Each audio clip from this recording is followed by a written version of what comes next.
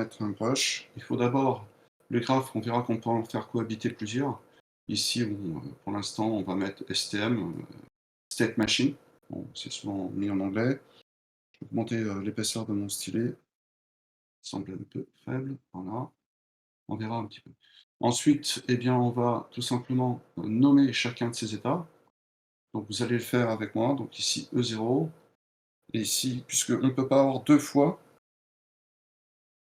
un état de même, référence. Donc ici, vous allez mettre comme état et voilà. Donc ici, on va mettre ces 3 états. Alors c'est pas super bien écrit, je le fais à la louche. Alors normalement, il faudrait qu'on puisse le mettre dans un petit encart. C'est une étiquette. Voilà, donc une OK. Alors, on va faire une première solution de cet exercice-là, de ce premier exercice, en considérant, si vous voulez, qu'on va essayer d'apprendre plutôt la syntaxe que d'être proche de la philosophie finalement du diagramme d'état.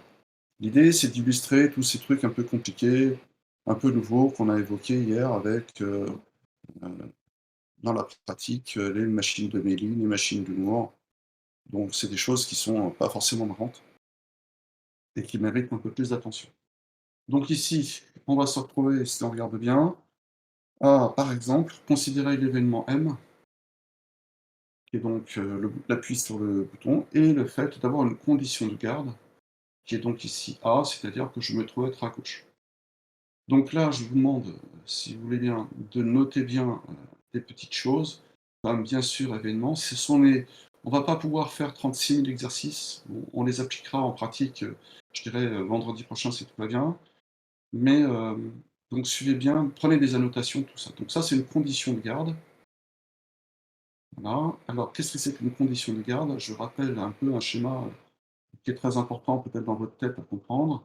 L'événement, en fait, se place toujours soit ici, soit là. On verra comment on déclare tout ça. Voilà. Ça, c'est les événements. Et puis, si vous avez une condition de garde, c'est quelque chose qui a lieu depuis un petit moment. Donc, c'est cette chose-là, vous avez, voilà, des choses qui sont, aussi. Donc je vous demande gentiment de prendre ces petites annotations. Elles ont vraiment, heu, vocation à vous guider et à éviter que vous soyez perdu. On va commencer par, mettre une indication du principe, qui est associé finalement à la machine de Moore. Donc ici je vais, la machine de Moore, on va reprendre des choses, on va dans la pratique, surtout le mot important, c'est que cette machine-là est synchrone, c'est-à-dire elle est liée à l'activité de l'État. Si on cherche dans cette case à mettre donc des activités ou des actions, eh bien on sait qu'à l'intérieur, on peut faire plein de choses et en particulier, on peut distinguer l'entrée dans un état, la durée d'activité de l'état et la sortie de l'état. Alors nous, pour l'instant, on va commencer par des choses simples. On va commencer, je vais essayer de respecter la syntaxe SysML. Donc en entrée, on va mettre en fait le fait que du coup, je vais pouvoir aller à droite. Voilà. Donc ici, j'ai une affectation. D'accord? Donc, ici, dans la pratique, je vais mettre une couleur pour commenter. Je vous invite vraiment à le faire. Je l'écris en même temps que vous. Vous devriez avoir le temps de le faire. Donc, le EM donc, va correspondre, je l'effacerai ensuite pour éviter de trop surcharger. Ici, il va correspondre donc en fait à un événement, hein, et cet événement, donc c'est furtif. Et derrière, ici, on a une affectation. Voilà. Ouais. Donc évidemment, quand on sera avec un logiciel d'application, il en existe de nombreux, la syntaxe sera légèrement différente d'un endroit, d'un logiciel à un autre, mais pour autant, vous avez, quand même le système à comprendre. C'est le fil conducteur, d'accord? Donc je vais effacer ce que je viens de faire, si vous voulez bien, pour, pouvoir continuer un petit peu à remplir sans que ça soit trop surchargé. Maintenant, si ça pose problème, le moindre problème, vous envoyez un petit mot, essayerez de l'observer. Donc ça, c'est le principe d'activité et ou d'action. Donc dans la pratique, ici, je vais être précis. On va se retrouver avec finalement une action parce que c'est furtif. Alors j'ai mis mot et synchrone. Donc c'est furtif, voilà. OK?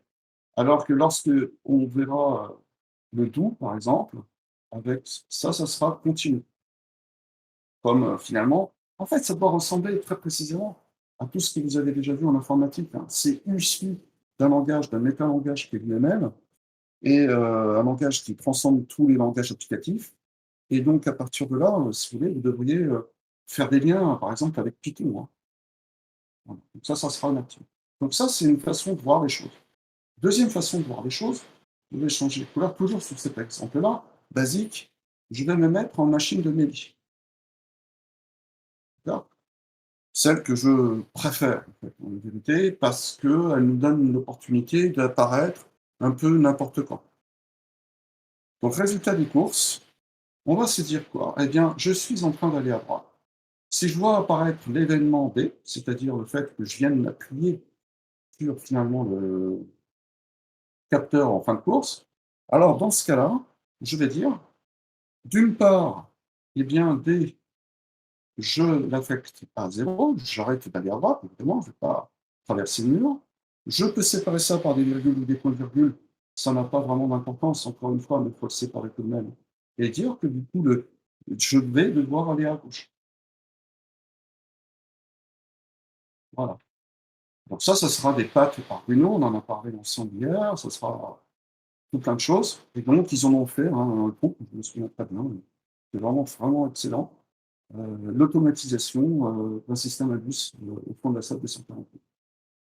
Et donc, dans ce cas-là, eh ben non, je ne mets plus rien dans la méthode de Méline, je ne mets plus rien dans les états.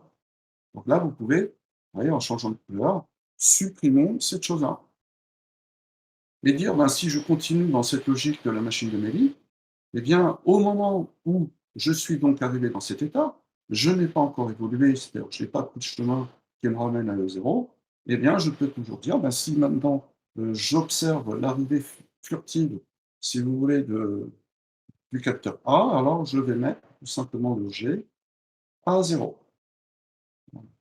Donc on a 2 logiques qu'on peut implémenter, un peu comme on veut. La machine de Méli, la machine de Moore, j'espère que c'est clair. Donc la machine de Moore, ce qu'il faut retenir, c'est donc qu'elle est synchrone et la machine de Méli, c'est qu'elle est asynchrone. Donc elle permet, si vous voulez, d'être peut-être plus précise sur l'affectation des sorties et généralement, elle donne lieu à moins, de liens entre tout ça. Donc pour l'instant, on est allé sur des basiques et j'espère que vous avez, compris un petit peu, cette affaire. Alors, il y a une autre façon de faire ce même exercice, par exemple, et je vais essayer de vous demander d'essayer. On va essayer de jouer le jeu. Je vais essayer de vous proposer de ne remplir donc ce fonctionnement que sous la forme d'une machine de Méli. Voilà. Donc je vous demande de prendre quelques instants et d'essayer, si vous voulez bien, de remplir ces différentes cases en vous inspirant finalement de ce que l'on vient de faire. On voit que l'aspect n'est pas tout à fait différent, pas tout à fait le même, il est assez différent d'ailleurs, et donc on va donner en fait un sens à ces différents petits carrés qu'on programmera à un moment donné. Donc, je vous laisse quelques instants et je suis à vous.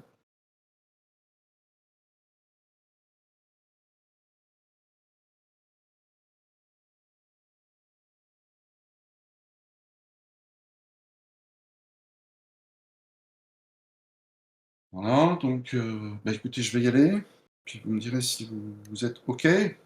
Donc là, ce que j'ai pas commenté tout à l'heure, je vais reprendre un petit peu des rouges, c'est qu'on définit dans notre machine d'état, donc cette machine, en fait, un état parmi tous ceux que l'on a. Donc ça définit, ici vous pouvez le rajouter, l'état initial. Voilà, ça marche. De la même façon, on va être obligé de leur donner des noms. On verra au cours des exercices qui vont suivre l'importance de cette, information. Pour l'instant, c'est un peu, je dirais, superflu. Voilà, et on va donner du sens. Donc, grosso modo, dans la case E0, on va associer cette chose-là, je vais le mettre comme ça, à l'arrêt. de votre donc système. D'accord? Et donc si on continue, notre, analyse, alors je vais dépasser peut-être un peu le cadre avec mon stylo et puis la tablette. D'accord? Donc ici, on va retrouver le M et le A, d'accord? Et donc dans ce cas-là, on va dire que le G est égal à 1. Et là, le truc que l'on va mettre en évidence, qui va commencer à être plutôt dans la philosophie, générale de ces diagrammes d'état, c'est qu'une fois donc, que l'on va être amené à arriver à droite, eh bien, normalement, vous avez un repos. Donc vous revenez au repos. Donc ici, vous allez avoir un B et dans ce cas-là, vous allez avoir ici un G qui va être égal à 0. Voilà. Et là, cet exercice-là, donc cette variante-là de ce premier exercice, il va être important pour comprendre la différence entre événement et condition de garde. C'est-à-dire que ce qui se produit lorsque je suis au cours du temps, je mets le temps en abscisse et je change de couleur, je mets en place, si vous voulez bien, l'appui sur A, pardon, B ici, et bien à ce niveau-là, donc ici je vais mettre signal B, ici vous avez B. Et là, sur cette partie-là, le supérieur, j'aurai la condition de garde. L'événement est tellement furtif, si vous voulez, qu'on ne peut pas l'avoir en fait simultanément 2 fois, de suite. Et ça serait vraiment un drame. Heu, pardon, D, tout à fait, pardon. J'ai mis D, mais c'est tout. Autant pour moi, merci, Baptiste. D'accord. Donc c'était égal. Voilà, donc là, et D égale 0 du coup ici.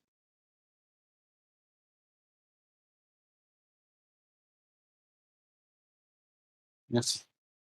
Donc résultat des courses, vous avez ici le signal B et ce signal B, c'est pour ça que je t'ai concentré là-dessus, eh bien, il est sous forme donc ici d'événement d'une part et il va être aussi sous forme de condition de garde. En fait, dans la pratique, vous allez pouvoir repartir ici, cette fois en testant la situation du capteur, c'est-à-dire que j'y suis, d'accord? Et à partir du moment où j'y suis, eh bien, on va se retrouver à finalement dire, ben, je vais avoir le G qui va devoir être égal à. Donc la différence très importante entre ce que vous observez ici, d'une part, et ce que vous observez là, d'autre part, c'est vraiment ce que j'essaie de vous faire passer comme message en termes, si vous voulez, de représentation physique. Voilà. On ne peut pas remettre D parce qu'en fait, c'est tellement furtif qu'on ne peut pas être à 2 endroits en même temps simultanément. Voilà. C'est important de bien comprendre que même si elle est, relativement petite, la condition de garde a une durée, alors que, celle finalement de l'événement est infiniment petite. Voilà, donc à partir de là, vous avez compris l'idée, c'est que du coup, je vais me retrouver avec le A ici et je vais me retrouver ici avec le G qui est donc 0. Voilà. Donc résultat des courses, voilà une autre façon de voir en fait la programmation de, ce premier exercice.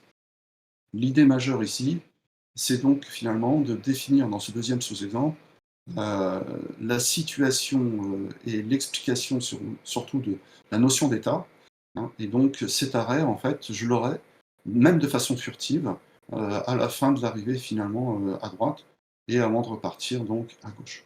J'espère que vous avez compris ça. Voilà, j'essaierai, de vous envoyer une capture de cette affaire. Voilà. Donc sur le principe, donc on vient de voir, qu'est-ce qu'on résume dans cet exercice-là? On vient de voir déjà de la syntaxe, bon déjà à respecter, hein, dans les concours. Je ne sais pas s'ils en ont eu aujourd'hui, je le saurai peut-être cet après-midi, voilà. Et les différentes façons de programmer la machine de Moore, la machine de Mélie, d'une part, et la différenciation entre une condition de garde et un événement. Voilà, en gros, si sur cet exercice-là, on devait résumer les savoirs à enregistrer, c'est plutôt ça. Voilà, donc je le fais en live. Donc si vous voulez bien, on va passer à l'exercice numéro T2. Voilà, vous l'avez, j'espère bien noté. Et on va regarder ce deuxième exercice. Donc je vous laisse, sur le principe, essayer donc de les remplir et quelle va être la nouveauté donc de cet exercice-là? C'est que finalement, on va avoir ici, alors je vais rajouter un calque, hop, pour pouvoir y écrire, voilà. On va avoir ici, vous le notez sur votre petite feuille, 2 zones concurrentes.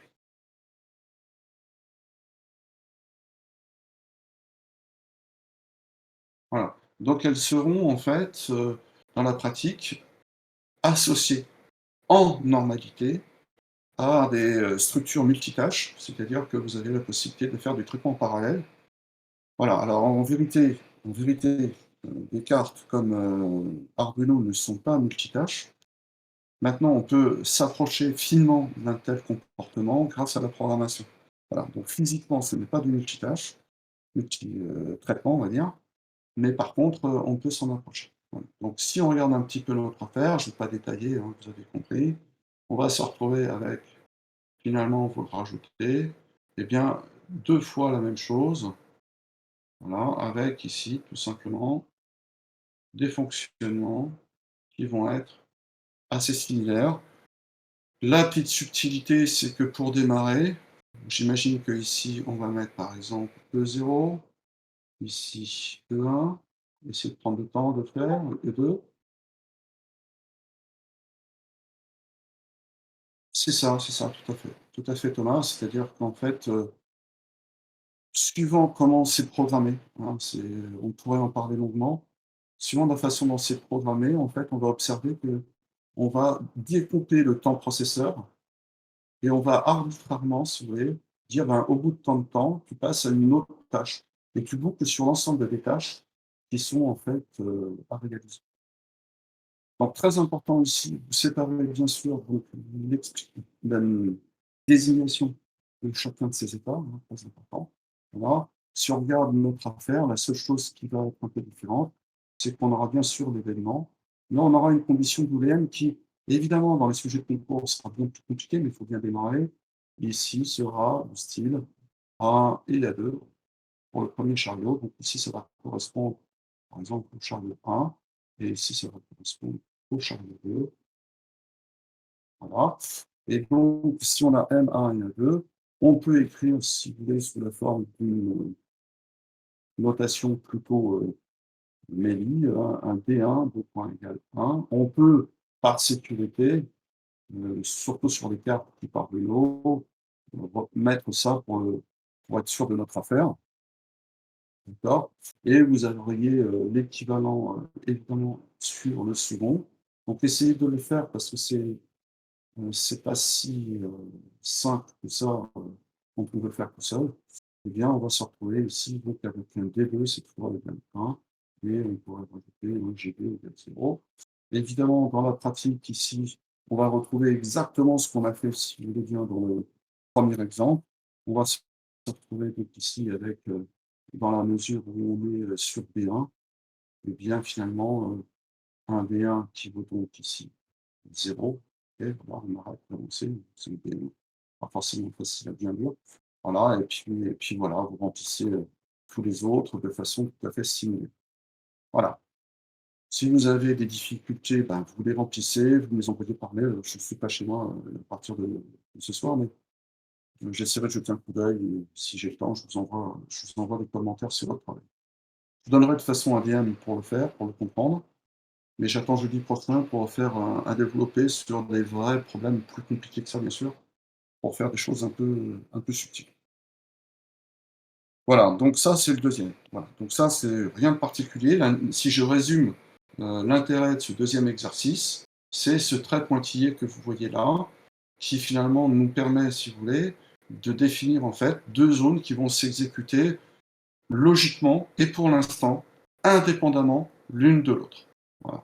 Donc si on compare un peu les savoirs, hein, je fais un petit résumé quand même, c'est important.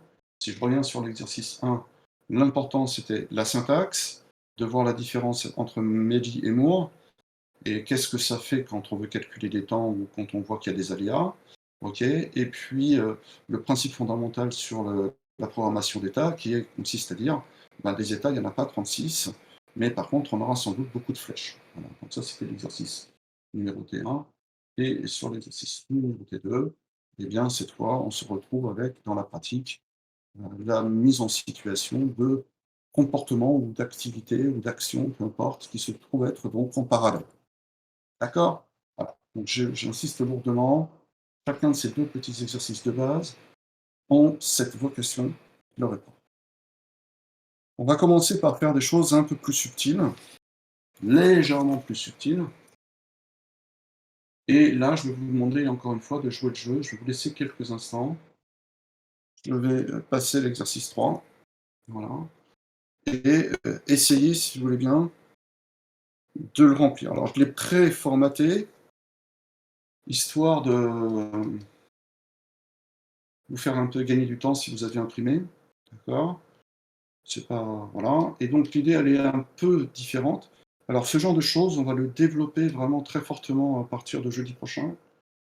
C'est donc la notion de synchronisation, d'accord? Donc évidemment, quand vous avez ce système, mais revenez un peu en arrière, si vous imaginez, si vous imaginez le système automatisé au fond de la SAP D148, là, vous avez plusieurs sous-systèmes qui fonctionnent en parallèle, mais à un moment donné, il faut qu'ils soient bien d'accord entre eux, sinon, ben, vous risquez de par exemple, si on reprend le système de dosage, eh bien de doser, mais en dessous, il n'y a pas le flacon, qui doit le recevoir et donc au-dessus de moi, il n'est pas maintenu ou il est déjà fermé, enfin, ça ne va pas. Donc il faudra donc synchroniser des tâches et ça, c'est le job du présentiel à partir de la semaine prochaine. Donc ça demandera, on verra, on apprendra un nouvel outil pour pouvoir le faire. Ça demande un peu de réflexion et surtout de la méthode. Voilà. Je vous laisse faire un petit peu. Donc l'idée, je le reprends rapidement, on prend les 2 chariots, on se donne rendez-vous soit donc en B1, soit en B2, c'est-à-dire, que le premier chariot, donc c'est en C2 qui arrive à droite, doit attendre l'arrivée de l'autre. C'est, alors seulement qu'ils repartiront simultanément vers leur point A et A2. Donc c'est un premier exemple assez simple, si vous voulez, d'illustration de synchronisation, mais c'est loin d'être, loin d'être le plus manœuvre. Donc si je prends donc de quoi écrire, voilà, je me place dans le bon exercice, voilà, et voilà, je rajoute de quoi écrire. Première chose à faire, on le fait ensemble. Vous nommez, vous prenez les bonnes habitudes. Vous nommez ces différents états pour les éventuellement euh, les considérer dans des équations. On y verra comment tout à l'heure. Vous notez bien que ces différents états ont des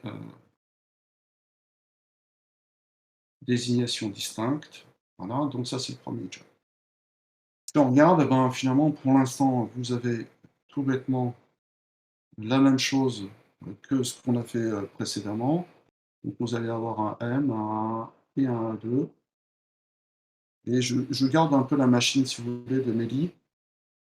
Bon, et après, derrière, vous déciderez évidemment si considérez que c'est la plus maligne pour vous.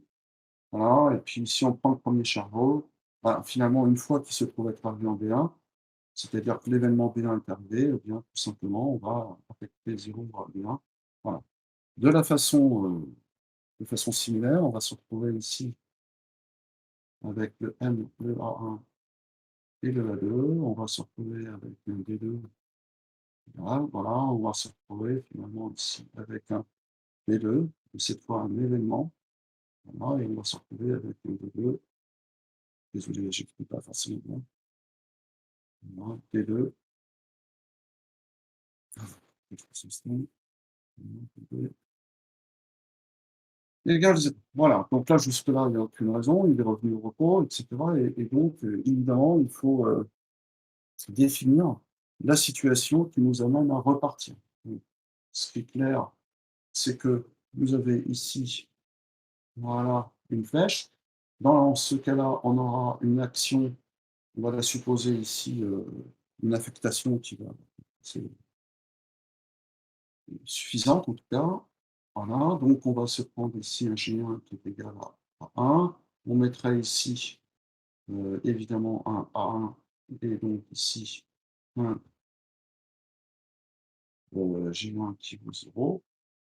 de points d'affectation. Voilà. Et qu'est-ce qui me reste? Donc je fais pareil, ben, il va me rester, si vous voulez, à mettre en place quelque chose que je n'ai pas encore rempli, hein. Donc ici, je vais en profiter avec le G2, le 1 et ici, le voilà, c'est beau. Il me reste, donc je vais changer de couleur, à mettre en place quelque chose là où je fais bouger mon petit curseur. S'ils doivent synchroniser, c'est qu'on a évidemment à tester la situation dans laquelle se trouve l'autre chariot. Très précisément, une solution assez simple ici, c'est de considérer qu'on y est depuis un petit moment et qu'on est ensuite ici avec un B2 et vous avez compris ici avec un B1. Voilà, donc ça c'est la première façon de faire des synchronisations qui est loin d'être la plus efficace, euh, mais qui dans ce cas-là de figure peut fonctionner. Alors ce qu'il faut bien comprendre, et c'est pour ça que c'est pas forcément énormément posé en termes d'écriture de façon libre dans les concours, c'est qu'il peut y avoir, et ça c'est dangereux pour un auteur de sujets techniques, autant, si vous voulez, de solutions, je vais dire en exagérant un petit peu, que de candidats. On peut très bien avoir une façon de réfléchir à un système automatisé qui est vraiment d'un candidat à un autre très différent. Donc c'est pour ça que pour l'instant, il se borne, si vous voulez, à faire en sorte de, dans les concours en tout cas, à l'écrit, à vous forcer un petit peu à relire et à modifier, mais pas à construire. Sauf que nous, on fait une formation en 20. Donc, à un moment donné, il va falloir décrire ce que vous allez mettre dans les cibles.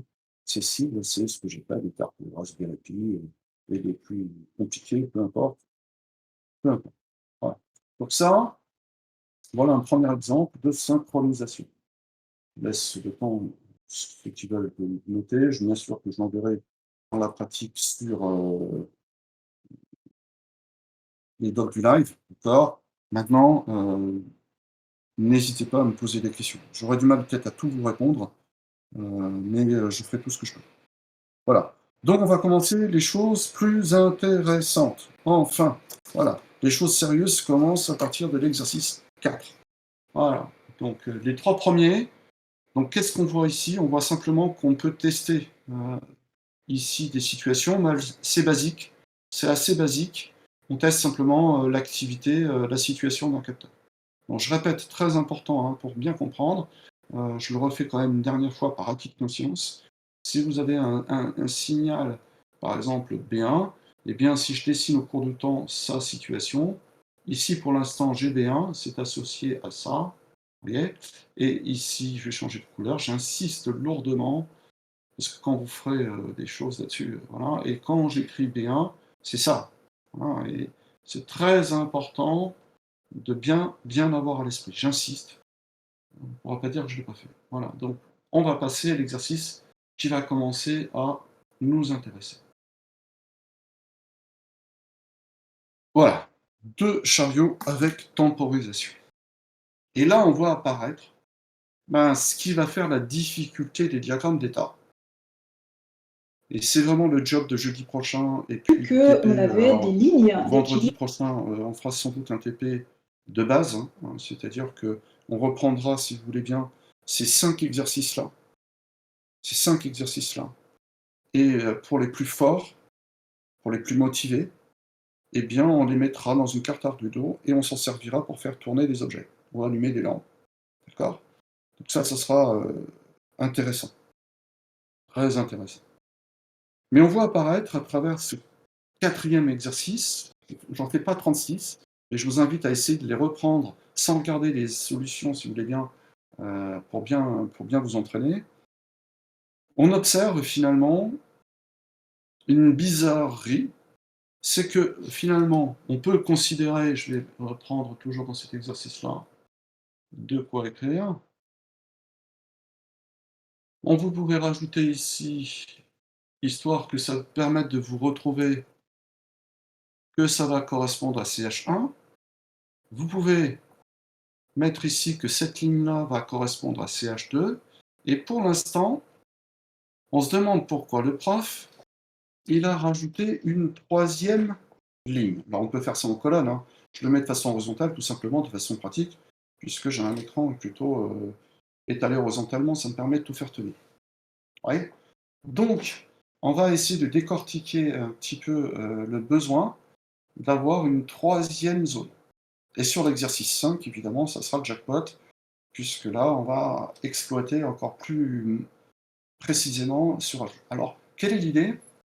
L'idée, c'est que dans la pratique, on va généralement avoir des processus indépendants. Je vais générer, le mot-clé, un proc1, comme si vous étiez sur un ordi, un processus 2. Et en fait, la synchronisation, elle va être associée, en fait, à un processus qui sera un processus à part. Parce que des fois, c'est vachement plus compliqué qu'on ne le pense d'arriver à synchroniser. Alors évidemment, ici, l'exercice est relativement simple, encore une fois, et c'est parce que je souhaite que les 43 que vous êtes, 42 que vous êtes, eh bien, soient tout à fait dans le coup, d'accord? Mais faites-moi confiance, et c'est ce qui s'est passé l'année dernière dans le SIA. Eh bien, il y avait tellement de diagrammes à regarder que c'était compliqué, et si on n'avait pas une idée de l'utilité de chacune de ces zones.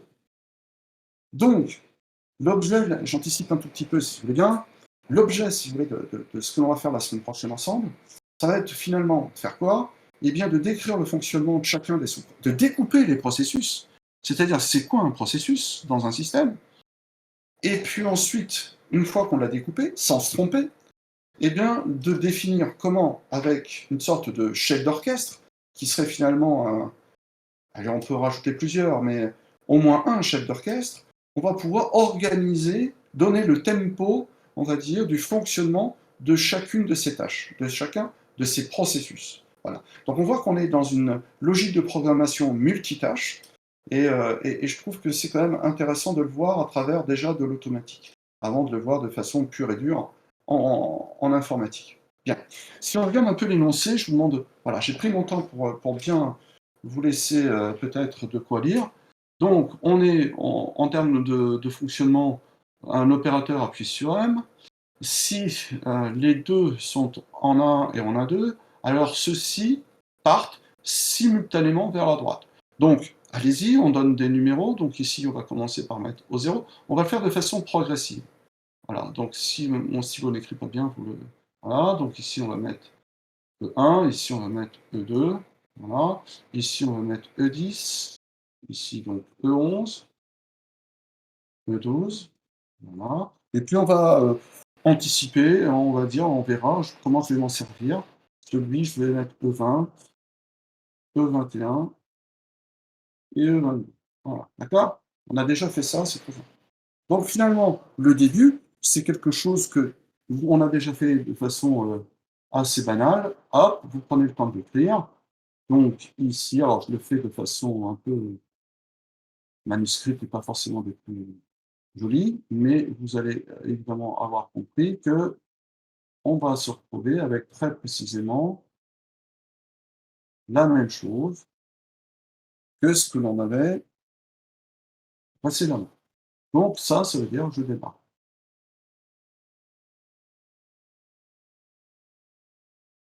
Voilà, je laisse le temps d'écrire comme moi, je le fais en live comme vous. Voilà, j'ai fait ça. On va lire la suite de l'ensemble. Lorsqu'un chariot CI, donc C1, C2, arrive à droite au point BI, il s'arrête. Le retour des deux chariots s'effectue. Soit que les, parce que les deux chariots, donc ils s'arrêtent. Donc s'ils s'arrêtent, on peut faire ce qu'on a dit, on peut le rajouter, voilà. Et ici, on va se retrouver donc ici avec un B1. Alors pourquoi il ne plie pas toujours? Il doit y avoir un bug. Donc on va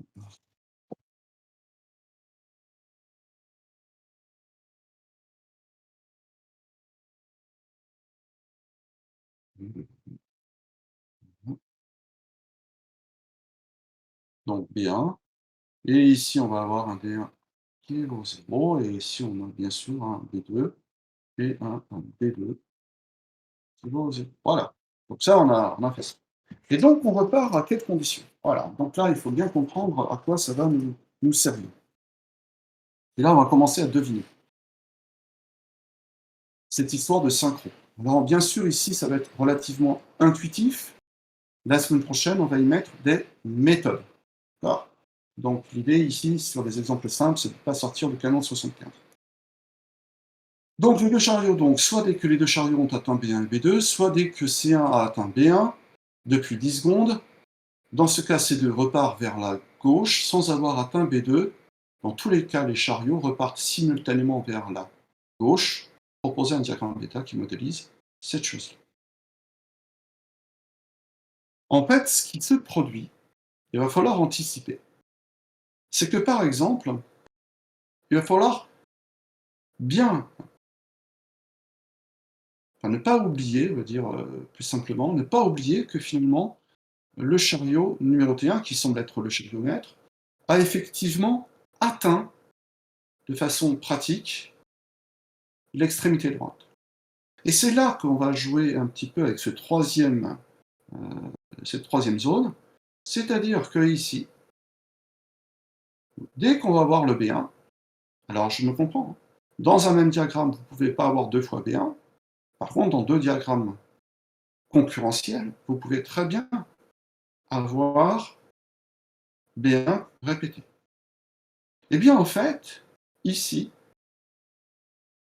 c'est une mémoire, on va y revenir la semaine prochaine, de l'arrivée, alors j'ai pas beaucoup d'espace, de CH1 en B1. Bon, voilà. Et donc là, c'est très important, on va voir qu'il se peut qu'on puisse se servir de cette mémoire pour agir sur un certain nombre d'actions.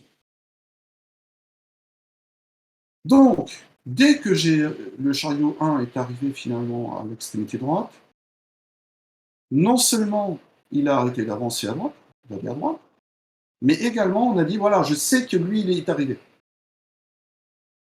Ensuite, on sait que je n'ai plus besoin de cette mémoire. À partir de quel moment? À partir du moment où j'ai attendu, tout simplement, nos 10 secondes. Donc là, on fait appel à une nouvelle information qu'on a vue et qui est donc standard. Ici, alors, suivant, si vous voulez, les normes, vous allez ici mettre, par exemple, alors, je ne sais plus si c'est, j'ai un doute, mais je crois que c'est des parenthèses, 10 secondes. On va se retrouver ici avec une situation associée à l'état E22. Grâce à ça, on va pouvoir, si vous voulez, mettre en place, même si on peut faire autrement, mettre en place un certain nombre. Paul Masley dit ou c'est flou. Il y a quelqu'un qui parle anglais, je ne sais pas.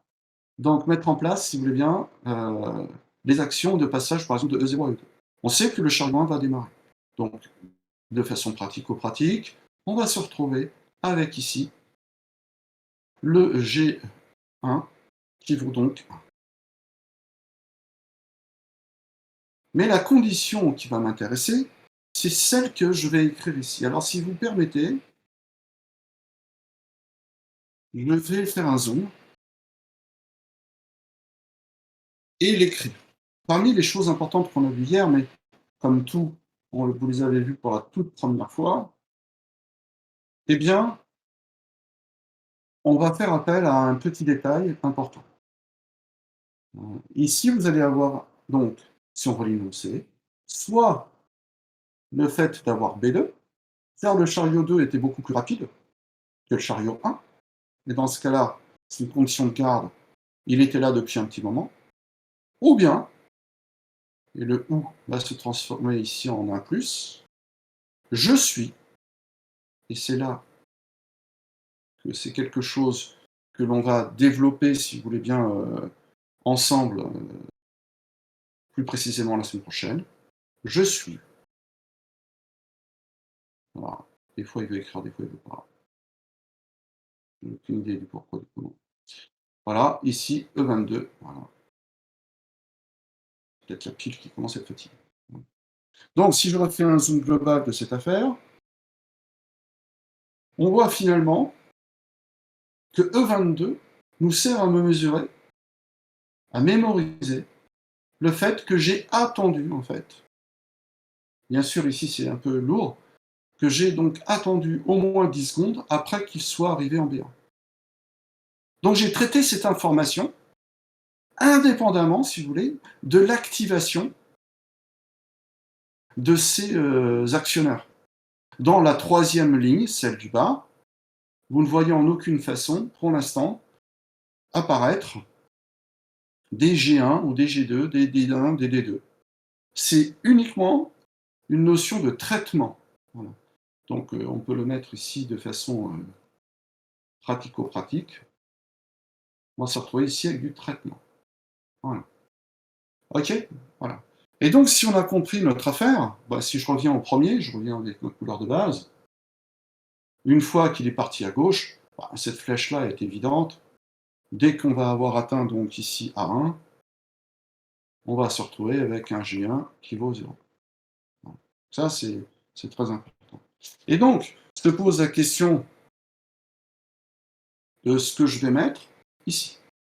Dans la pratique, ce qui est sûr, c'est cette deuxième zone, c'est-à-dire que l'on va mettre en place, de façon pratico-pratique, ici, un départ vers la gauche, et ici, une arrivée vers la gauche, c'est-à-dire ici, un G2 qui vaut 0. La question, c'est qu'est-ce que je mets à ce niveau-là?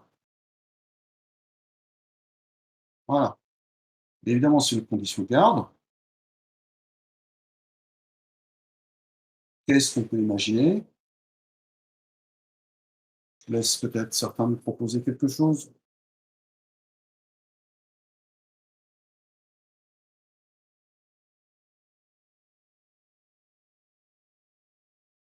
Non, personne? OK, et je rajoute, bon, je ne le mets pas tout de suite, une autre flèche. Alors, c'est pas tout à fait ça. C'est pas tout à fait ça d'ailleurs, mais merci d'avoir essayé. Je vais rajouter une flèche. Alors, pour comprendre cette flèche, et pourquoi je ne la remplis pas tout de suite, c'est intimement lié à ce qui se produit dans ce crochet. Il peut se produire deux cas de figure, que l'énoncé d'ailleurs précise. Si, au moment où je suis au repos, en termes de chariot 2, j'ai effectivement, évidemment, B2, il y a B1, qui était là depuis longtemps, ou suffisamment longtemps, je peux repartir. Ça, c'est un cas de figure. Mais, l'énoncé dit une chose importante, c'est que si finalement, dans la pratique, le chariot 1 est présent depuis plus de 10 secondes, et donc il est reparti, le chariot 2 repart, sans forcément avoir atteint B2.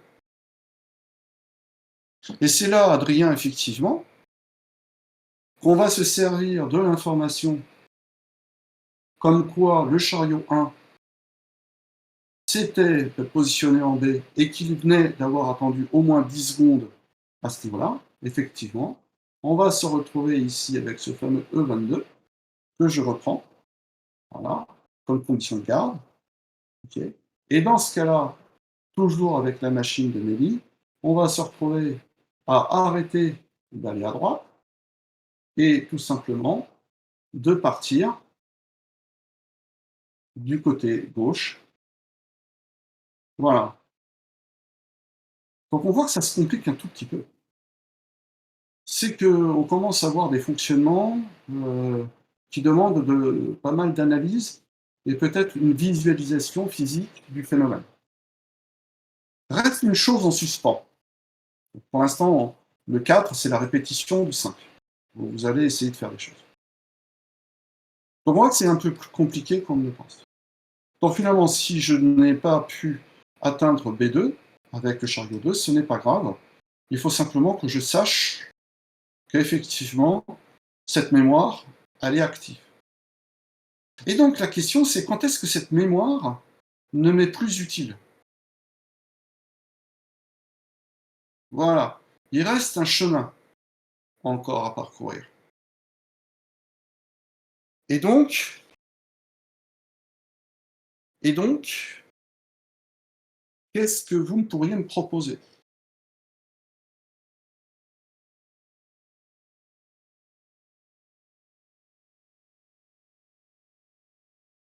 Quelqu'un se lance?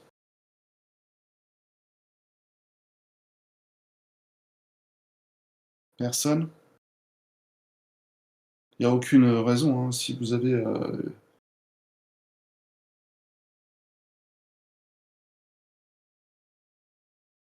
par exemple, si j'essaie de vous guider un tout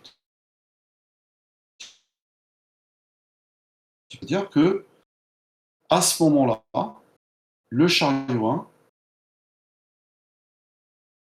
va vers la gauche. Comme ces 2 chariots sont censés, si vous voulez, repartir ensemble.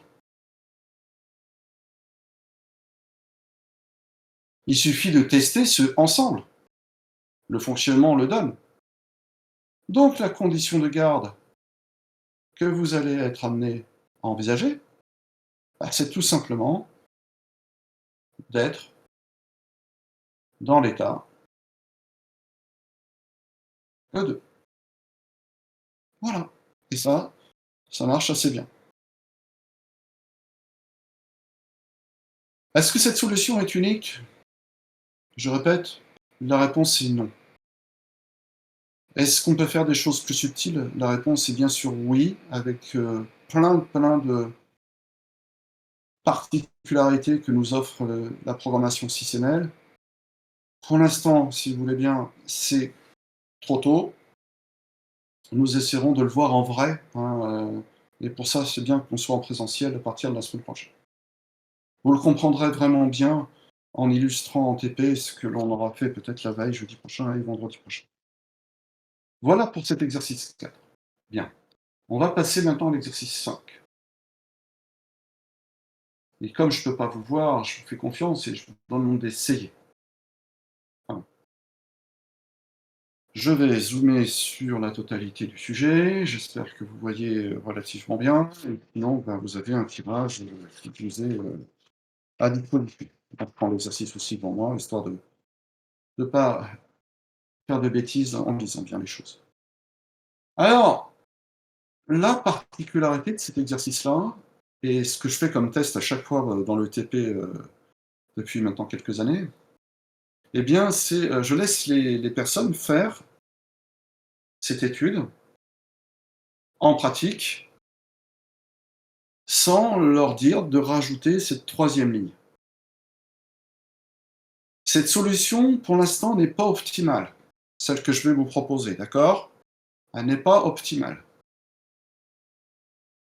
Pour les plus malins, pour ceux qui ont envie, vous chercherez à l'optimiser pour vendredi prochain, si on a le temps, en fin de séance, en termes de TP. D'accord? Puisque je vous dis, vendredi prochain, on essaie d'illustrer tous ces diagrammes en programmant nos cartes, en espérant que au lycée, bien sûr, MATLAB fonctionne toujours bien après autant d'absence. Donc, je vous laisse remplir un petit peu les choses. Pour l'instant, je ne dis rien sur la troisième de ces lignes. Je vais rajouter un calque, voilà, pour pouvoir écrire. Voilà. Tout ce qu'on peut dire de façon évidente, c'est que la première de ces lignes va correspondre au premier chariot, la seconde de ces lignes va correspondre au second chariot. Voilà, et puis là, pour l'instant, je mets point d'interrogation. Lisons l'énoncé, si vous voulez bien, et essayons de mettre en évidence les choses les plus importantes. Vous avez une cellule photo électrique présente ici, uniquement sur le chariot numéroté 1. On va dire que lorsque le chariot numéroté 1 passe devant cette cellule, elle est obstruée, le signal est piloté par cette cellule, le passage de C1 en T1 correspond à l'événement ici. Pour l'instant, nous, on va l'appeler T1, d'accord? On ne fera pas de subtilité avec le front montant, le front descendant. On verra ça plutôt en pratique quand on programmera ça avec Stateflow. Pour l'instant, on va dire qu'on va rester un peu généreux. OK? Lorsqu'un opérateur appuie sur le bouton M, les deux chariots en a deux, alors le chariot 1 part seul vers la droite. Son passage au point T1 autorise le chariot C2 à aller vers la droite. Si C1 arrive en B1 avant que C2 n'arrive en B2, alors il l'attend une minute, au plus. Passé ce délai, le chariot 1 repart en A1. Le chariot 2 va jusqu'en B2 et repart vers la gauche jusqu'en A2 après que le chariot C1 soit passé de nouveau devant T1. Est-ce que quelqu'un parmi vous, et peu importe la réponse, elle n'a pas d'importance, même si elle est erronée ou pas complète, peut imaginer quel est le problème qui va se poser ponctuellement dans cette étude? Et en général, beaucoup d'entre vous tombent dedans. Ok. Et du coup, vous allez comprendre à quoi sert cette troisième ligne. Quelqu'un a une idée? Quelqu'un? Personne? Gauthier? Non? Baptiste? Lemaire? Non? Personne? Noé? Non, on ne voit pas. Alors, je vais poser la question. Ah, peut-être Gauthier? C'est intéressant. D'accord, bon, tant pis. Je vous laisse lire les sujets, prenez le temps. Normalement, je les avais distribués assez tôt pour que vous les lisiez. Alors, je vais donner une piste, Baptiste Lemaire. La piste est la suivante. Les chariots ne vont pas à la même vitesse. Les chariots ne vont pas à la même vitesse. Et prenons par exemple, Baptiste, le cas de figure où C1 est extrêmement rapide par rapport à C2. Quel est le risque qui peut se produire? Quel est le risque qui peut se produire?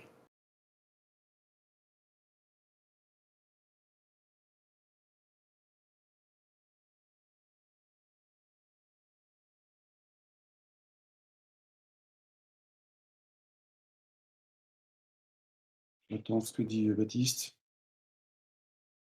Je sais pas, Théophile, Thomas, Marceli, je sais pas, Antoine. Lorsque ces 2 arrivent, C1 repartent parce que le temps est déjà écoulé. Oui, mais c'est pas dramatique. Essayez de jouer le jeu, c'est intéressant de c'est là où finalement la programmation d'état donne un peu du sens à l'automatisme. Gauthier, il va sûrement trouver Gauthier, allez. Bah, sinon je vais le dire, hein, j'attends le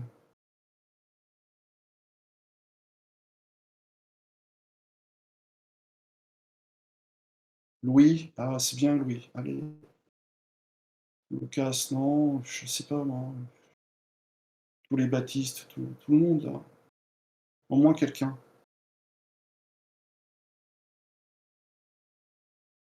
Lorsque C1 va T1 vers la droite, alors C2 part vers la droite. Oui, non, ça va bien se passer. Ça, pour le premier fonctionnement, ça va bien se passer. Oui, alors Louis, ça c'est intéressant, mais même déjà heu, 2 fois. Et ce 2 fois, c'est quoi? Mais tu as raison Louis, tu es sur la bonne piste. Si CH2 est très lent, CH1 aura pu atteindre 1 minute, il repartira et A ne pas arriver. Alors il arrivera à droite parce que le message, Thomas, de passage devant T1 lui aura été communiqué, on va voir comment. Mais surtout, Oscar, Gauthier, Louis, qu'est-ce qui va se produire? Vous êtes tout prêts? J'essaie de vous faire participer et ça laisse le temps aux autres de peut-être réfléchir. Marthe Delaunay, il va se produire un phénomène très embêtant. Et à chaque fois, je fais cette expérience le vendredi en TP, et à chaque fois, heu, on voit le problème. Allez, dernière ligne. Effectivement, Thomas Bonzanzac, c'est lié à la lenteur. Il y a rebroussement, non, c'est pire que ça, Gauthier. Il va finir par aller en C2, il va aller en B2, pardon, le chariot 2, mais il va, bravo Baptiste Lemaire, se bloquer. Nous sommes d'accord, Baptiste. Félicitations.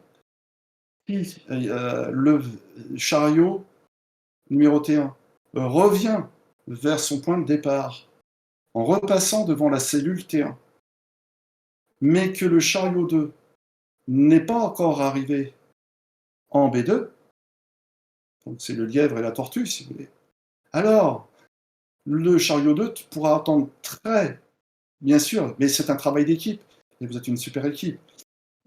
Évidemment, le chariot numéroté 2 va rester bloqué en B2. Et ouais. Alors, voilà la problématique. Vous voyez? Donc on voit bien, tout à fait Thomas, je te suis, je te partage effectivement le même commentaire.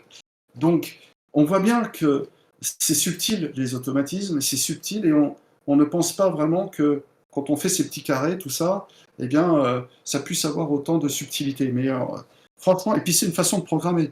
Alors évidemment, mardi, je vous ai montré un bout de code Arduino complet, hein. Je suis persuadé que peu d'entre vous l'ont regardé, vous avez énormément de travail, sûrement, mais je vous invite quand même à le regarder parce que ça vous donne. Alors, vous faites des choses très intéressantes en informatique, il n'y a aucun problème. Mais ce que je veux dire par là, c'est que la programmation d'état, c'est quelque chose que l'on ne fait pas forcément ailleurs que chez nous. Donc, on y va ensemble. Allez, c'est parti. Je vais mettre mon crayon et je vous demande de me suivre. Alors, la première chose très importante, même si ça vous semble superflu, pour l'instant, vous me numérotez tous ces états. Allez, ça nous donne le temps. En fait, en l'écrivant, ça nous permet, si vous voulez, de mémoriser la syntaxe, de déjà apprendre des choses. Et puis ensuite, vous avez compris, de toute façon, j'aurais besoin, à un moment donné, de faire référence à certains de ces états pour m'en sortir. Et puis, voilà. Donc là, OK. Et puis ici, ben, je vais mettre E20 et ici, E21. Donc, on y va. C'est parti. Hop. Alors évidemment, vous avez compris, j'avais quand même une préférence pour la machine Amélie, mais je pourrais très bien vous demander, par exemple en TP, de me faire la programmation Méli et de me faire la programmation Moore. Et à partir de ce moment-là, vous maîtrisez parfaitement l'affaire. Alors je ne vais pas forcément, si vous voulez, tout bien écrire. Ok, vous avez compris que les choses de base, vous les avez faites depuis longtemps ici, donc il n'y a aucune raison. Je vais juste insister et en soi, pourquoi il n'est pas optimal, on verra ensemble. C'est que au lieu de revenir sur E0, qui devrait être le truc logique, mais pour l'instant, pour que les gens comprennent bien, je vais séparer ce deuxième état à repos. Eh bien, ici, je vais mettre un V1, niveau 0, voilà, et on pourrait prendre des précautions. Je ne sais pas. Donc, résultat d'une course, on va évidemment être amené à faire un diagramme tout à fait circulaire. Donc, vous commencez par, voilà, vous tracez. Pour l'instant, on essaie de faire des choses assez simples. Voilà. Et on va voir ici, voilà, qu'on aura besoin. Ça dépend des moments, Augustin. Ouais. Je ne peux rien dire. Je pense que c'est vraiment la notion de connexion. Euh, Certains la reçoivent bien, d'autres pas bien. Voilà. Donc voilà.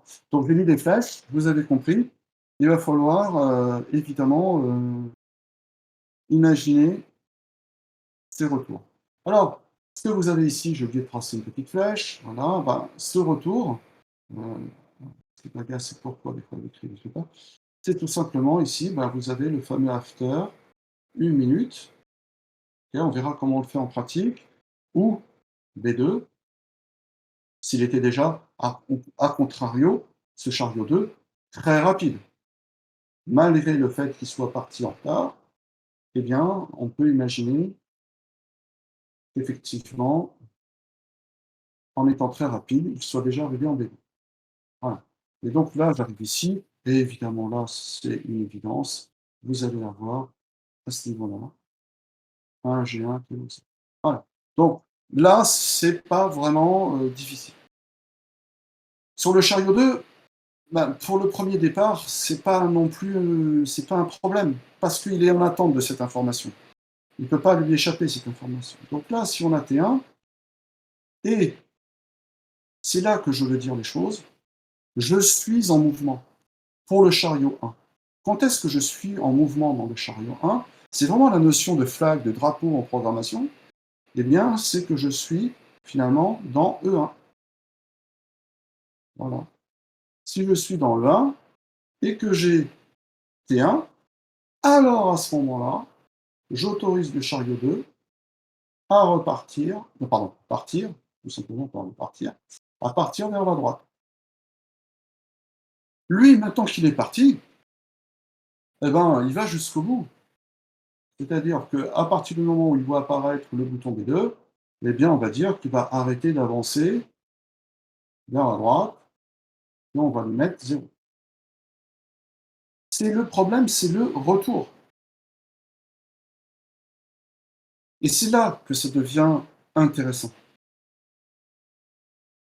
Qu'est-ce qu'on veut dire? Je veux mémoriser uniquement sur le chemin du retour le chariot 1 et passer devant T1. Comment dire ça? Eh bien, on va tout simplement dire bah, T1, c'est évident, hein, il faut T1, ça c'est clair. Et je suis passé devant T1, non pas à l'aller, mais au retour. Et si c'est au retour, on va dire que c'est E3. À ce moment-là de l'histoire, j'ai mémorisé cet état. Et quoi qu'il arrive, on va pouvoir repartir en imaginant évidemment que le chariot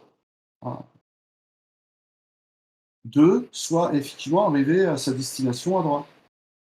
Et donc, je repartirai qu'à partir du moment où je suis passé devant. Mais être passé devant, ça veut dire que j'ai mis en mémoire cette information donc dans l'état E21.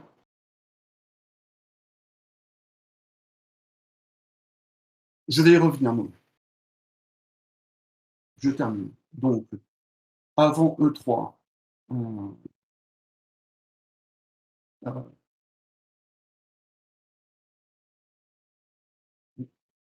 on va y revenir. Je termine, d'accord? Voilà. Donc, tout en bas, tout en bas, tout en bas, j'ai mis in. C'est un in. In. In. IN, Noé. IN. IN. De rien. Revenons à nos moutons. Donc, à partir du moment où, même s'il est extrêmement lent, j'ai mémorisé cette situation furtive, où finalement le chariot 1, pendant son, comment dirais-je, trajet de retour, est passé devant finalement la cellule T1, eh bien je m'en sers. À partir de là, bah, pour le chariot 2, ici, c'est quelque chose qu'on a fait de façon très classique. Dès que j'arrive, pardon, dès que j'arrive à observer A2, évidemment, je me retrouve avec finalement un arrêt sur le moteur qui m'emmène à aller à gauche. Mais le problème, c'est que cette mémoire, elle est effectivement toujours à 1. Donc il faut mettre quelque chose ici qui me permette de valider le fait que je n'ai plus besoin de cette mémoire. Et quand est-ce que je n'ai plus besoin de cette mémoire? Elle a servi à quoi cette mémoire? Elle a servi en fait à ce que le chariot numéro T2 reparte vers la gauche. Bah, une fois qu'il a entamé son chemin vers la gauche, et ben dans ce cas-là, oui, j'ai oublié de mettre ici, excusez-moi, un G2, je me suis aperçu là, il y en a un. Eh bien, quand est-ce qu'on est sûr qu'il a démarré son pèlerinage vers la gauche, ce chariot 2? Ben, lorsqu'on est dans finalement l'état E13. Donc ici, il va suffire pardon, de mettre en place un test de la situation de E13.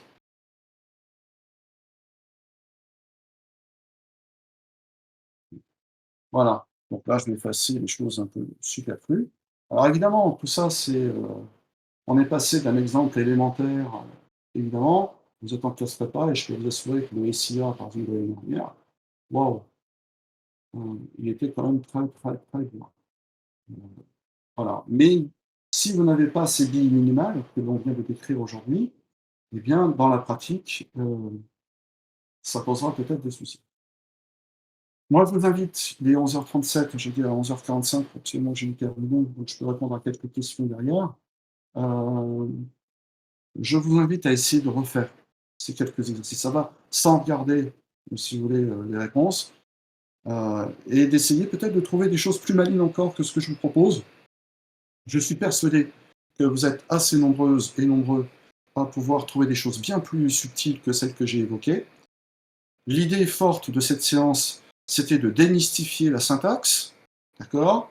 Heu, on fera des choses passionnantes avec les cartes, dès notre retour et je l'attends avec une énorme impatience. Voilà, heu, parce que c'est du concret, ça sert à quelque chose, quoi, voilà. Et derrière, en fait, donc, on pourrait faire n'importe quel automatisme. Donc reprenez bien ces exercices de base, refaites-les, refaites-les, refaites-les, refaites-les, parce que presque tout, je dis bien presque tout, se trouve là.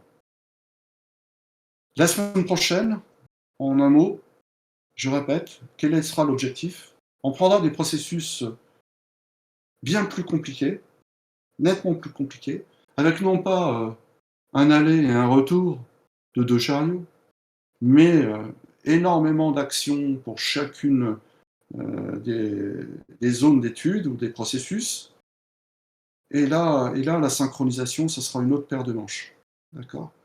Mais sans la compréhension, je le répète pour la énième fois, de la syntaxe que je viens donc de vous proposer, on n'y arrivera pas. Ce qu'il faut comprendre, enfin, sur mon choix personnel, mais qui n'est que personnel, de privilégier la machine de Méli, c'est que les actions peuvent arriver au cours du fonctionnement de l'État, et pas seulement à l'entrée. Donc ça, c'est ou à la sortie. Et donc ça donne une liberté un petit peu supplémentaire dans l'esprit. Et la deuxième idée de Méli, forte, c'est que ces états, finalement, je peux les remplacer, comme on l'a vu dans la présentation ensemble hier, par des petits ronds. Et ce ne sont que des flags, des drapeaux, qui symbolisent une situation à un instant T. Voilà. Et alors, je l'ai plus sous la main, je ne crois pas sous la main ici. Si je prends 30 secondes pour peut-être revenir en arrière, mais Heu, je ne l'ai plus sous la main, non, je ne l'ai pas sous la main. Sinon je vous l'aurais montré. Bref, je l'ai enlevé. Si peut-être ici, peut-être. Voilà donc voilà. Voilà, je voudrais insister lourdement, si vous voyez cet écran, je vais faire un zoom, important. Je reviens un peu en arrière sur cette histoire de machine de Méli et de Moore. Heu, très sincèrement, dans la programmation que vous aurez, à réaliser, soit à la main, soit via un logiciel, hein, ça peut être évidemment Stateflow, ça peut être, tout à fait autre chose. Eh bien, en fait, il faut bien avoir compris ces différences pour voir si des fois ça vient pas de là, le fait que le fonctionnement ne soit pas optimal. J'aimerais simplement revenir un peu,